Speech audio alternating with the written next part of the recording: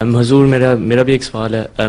वो जो आपने हेमोपेथिक की दवाई बताई थी एटम बम के हवाले से, वो कौन सी थी? कार्सिनोसिन सीएम में और रेडियम ब्रोमाइड सीएम में। ठीक है। ठीक।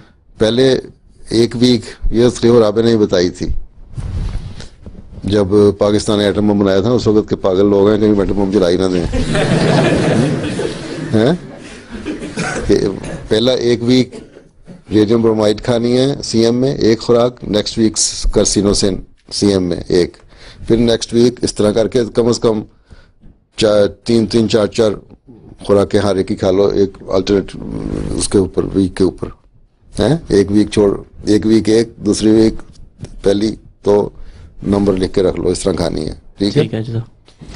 6 वीक कम से कम।